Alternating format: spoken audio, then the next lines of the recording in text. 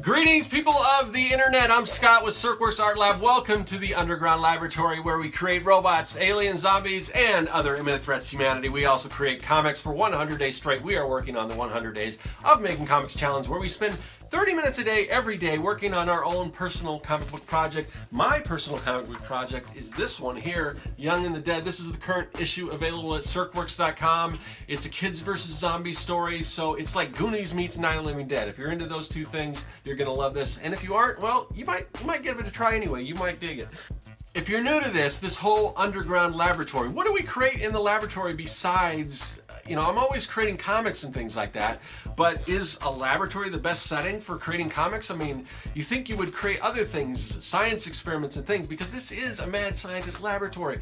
So I've gotten some questions about things like that, so I want to fill you guys in on some other things I do besides comics, and why the whole mad science thing. So if you go to Serkworks.com, if you're interested, I do create science experiments and things like that, little kits to help you in your journey, to help move you along in your process of becoming a mad scientist, evil genius, supervillain, whatever you want to do. So here's some things that I have. So I want to show you these. These are my lab experiments, my lab products, again, these are just little kits that'll help you become the best mad scientist you can possibly be. So what we have here, and they all come in these cool little gift boxes, but let's open these and I'll kind of show these off. This is just a little product placement to show you guys what else I do here. So in this little tin we've got, oh, there it goes.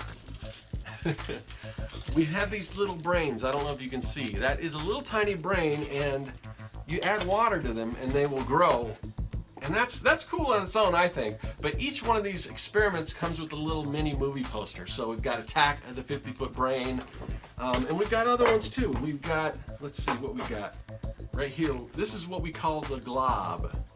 I'm going to show you this. So it is like super gooey and disgusting and pretty awesome. And it glows in the dark, which is even awesomer. And what's even awesomer than awesomer and awesomest is that it also comes with a mini movie print, Night of the Glob.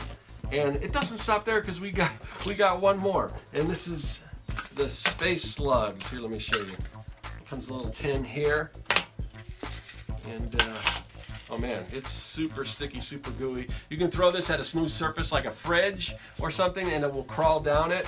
And just super fun. And here is the mini print that comes with that, Planet of the Space Slug. So all these products and a whole lot more are available at Serkworks.com. Go check it out. You might dig what we got there. So, but enough of that. Enough of the, I just want to show you, because I'm always talking about comics, and some of you guys might be interested in the mad science side of things. So if you are, then now you know. But we got to get back to the 100 Days of Making Comics Challenge, and in doing so, we're going to do what we do every day, and we are going to write down what day it is in the challenge. So today is day 23. All right. Day 23, that's how far we are. We are getting to the quarter point, but we're not quite there yet. A couple of days to go. But, so we got to do some work if we're going to get there. So why are we wasting so much time? Let's go to the paralleloscope and see where we are in the process.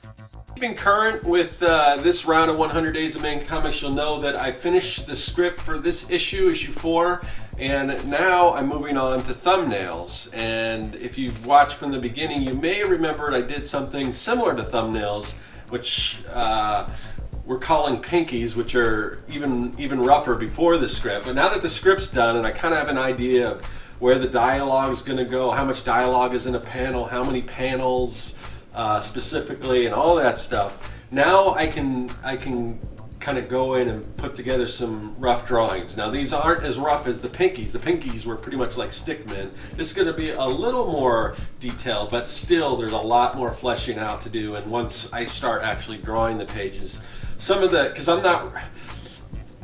I'm trying to get some of the perspective angles, as hopefully you can kind of see from the buildings and things, but I'm not using any rulers or guides or anything, so I may blow these up and bring them into Manga Studio when I start sketching all this stuff out.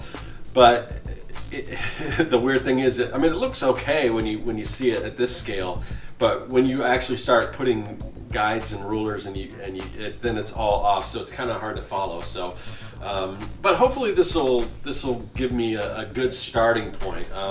In the beginning, in these first few pages, we don't really see any like human characters or anything like that. It's mostly like buildings. We're actually getting our first glimpse into GenCore, which is the research facility where the zombie outbreak actually originated from. So that's kind of what we're doing. We're kind of going through the halls, and it's it's in a little bit of disarray. There's, you know, obviously there was an outbreak there, so there's struggle with people trying to get out and rushing the door, so the door's going to be busted or crooked, or people maybe trying to put makeshift things to bar certain, you know, zombies or whatever from getting out or whatever. So there's going to be that, and there's just something strange going on in this opening scene. Somebody kind of going through with the little cart, and as we go on, we'll see a little more. So there's actually there's somebody still in there. This is in current time. This isn't a flashback, although maybe I should keep that ambiguous and open to interpretation. But anyway, so that's about as much as I can do in 30 minutes, but we're gonna move on. I'm gonna show you, I actually finished the slide for my daughter's bedroom, so I figured I'd show you guys what that looks like. So that's gonna be what you see next. Okay, so the slide is now complete. Here it is. It's a little steep, but she's got very little room in here because just this whole setup takes up so much space. So I had to make it kind of steep, but hopefully it'll be all right. Yeah, and I did some other work. I don't know if you can see, kind of dark in here, but I put like a little table here. This was just a little shelf. I built that as well. And if we pan around here, I'll show you the desk I built for her. So this is the desk here. It came out pretty good. I'm happy with it. It made some little drawers. Just Tupperware, you know, little wash tubs that I use for drawers. And so the chair, I just found an old chair at Goodwill and painted it, and I had to cut the legs down because she's got this other also little table. It's very small, so she needed a chair that would fit under that. So she uses this to do her like crafts and stuff like that and make YouTube videos and all that. But I also made, you know, this opens up so she can put stuff in here. There's some storage in there, so hopefully it's a little more practical. Before she just had like a little Tykes, you know, Rubbermaid, I don't know what you call them, little kids table, and it was even smaller than this one. So, but yeah, that was fun. I'm glad that's done and everything, and she can start doing her drawings and all that stuff and going down her slide. And we have returned to put to end another day of 100 days of making comics. We're going to do what we do every day. We're going to crumble up the day, we're going to throw it, and we're going to look to the next day. I'll see you tomorrow for day 24. That is all. Hey everyone, you've seen the process. Now you can check out the story. Issues 1 through 3 of Young and the Dead are available at my website at serkworks.com. Also follow me on social media at the links listed below. Subscribe and check out some of the other videos in this series. There's much more to come.